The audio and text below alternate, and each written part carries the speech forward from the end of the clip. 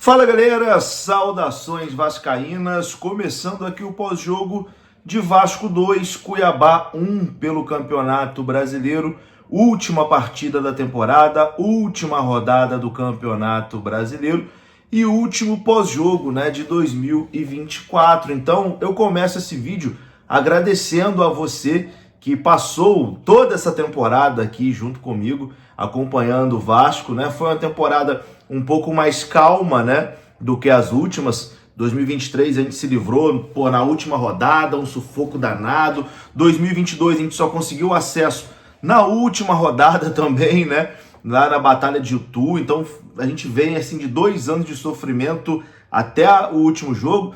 2021 foi uma temporada horrível, onde o Vasco não conseguiu nem subir.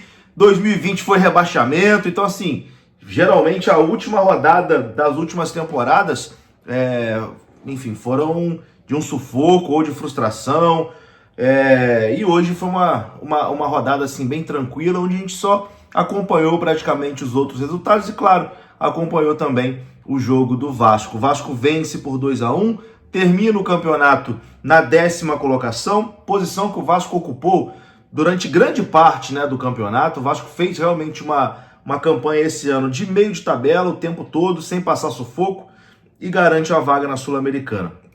Eu acho que, como eu disse, se for comparar com os outros anos, tá de bom tamanho, mas a gente não pode valorizar tanto assim, porque o Vasco fez só o mínimo. O Vasco fez a sua obrigação de se classificar por uma competição internacional. O Fluminense, por exemplo, que até a última rodada lutando contra o rebaixamento, também vai jogar a Copa Sul-Americana. Então assim, a gente não pode também ficar achando que tá de bom tamanho, porque não tá de bom tamanho. A gente espera que em 2025 o Vasco tenha um novo investidor, que o Vasco realmente tenha dinheiro para competir lá na parte de cima da tabela. A gente vê hoje aqui no Rio de Janeiro o Botafogo sendo campeão brasileiro, hoje com todos os méritos. Botafogo que na semana passada foi campeão da Libertadores, hoje campeão brasileiro, e é nesse nível que a gente quer ver o Vasco, não um Vasco de meio de tabela lutando e valorizando uma vaga na Sul-Americana. É claro que, ano que vem estamos na Sul, eu quero muito ser campeão da Copa Sul-Americana. O Vasco precisa voltar a levantar um título importante, mas para isso acontecer tem que ter dinheiro, tem que ter investimento.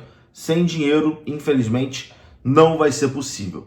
Mas bora lá, vamos falar dessa partida. Uma partida que assim não despertava tanto interesse, porque o Vasco já não tinha mais nada para lutar no campeonato. Aliás, o Vasco até sonhava com a 9ª colocação no Campeonato Brasileiro, que daria ao clube uma vaga direta à 3ª rodada da Copa do Brasil. Mas para isso acontecer, o Vasco tinha que vencer o Cuiabá e o Cruzeiro tinha que tropeçar contra o Juventude. Acabou que o Cruzeiro venceu nessa última rodada, fora de casa, venceu o Juventude por 1-0. Então o Vasco não conseguiu roubar essa posição do Cruzeiro e terminou mesmo o campeonato em 10º. O Juventude, com o resultado, ficou fora até da vaga da Copa Sul-Americana. Bom, o Vasco hoje fez mais uma boa partida, tá?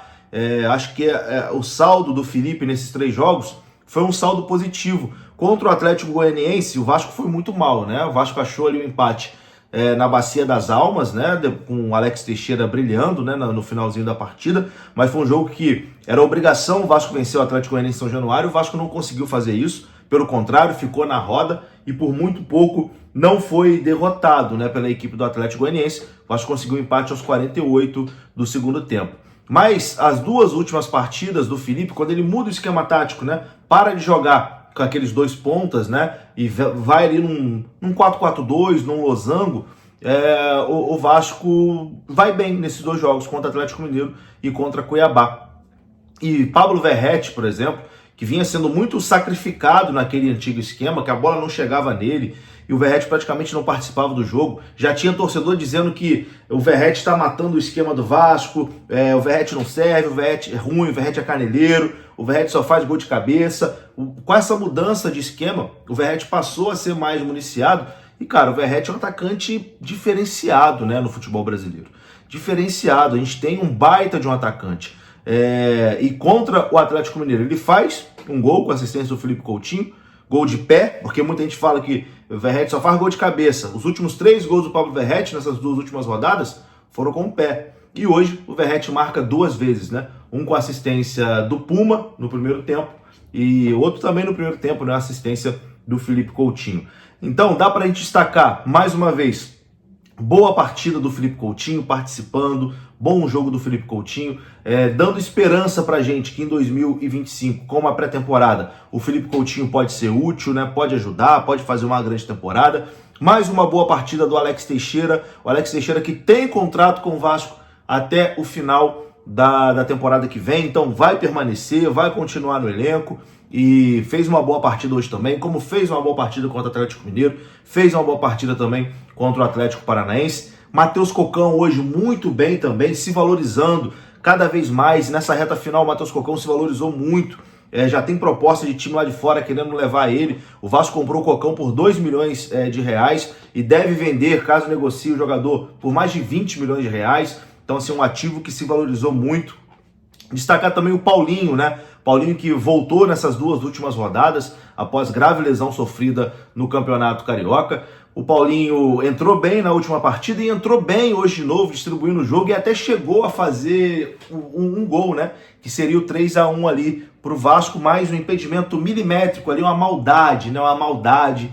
Acabou tirando o gol do Paulinho, que ele merecia demais, mas foi legal, de certa forma, ver o Paulinho comemorar, ver o Paulinho feliz, ver o Paulinho contente, né, com o seu gol, que infelizmente depois foi anulado. Então, assim, acho que o Vasco tem uma base, de um time para 2025 e a gente espera que com investimento, com trabalho sério, com expertise no mercado, que o Vasco consiga, com essa base, montar um time ainda mais competitivo para a temporada que vem. Porque a gente quer ver o Vasco brigando lá na parte de cima, né? Não satisfeito com uma temporada tranquila com o meio de tabela, né? Acho que esse tem que ser o pensamento.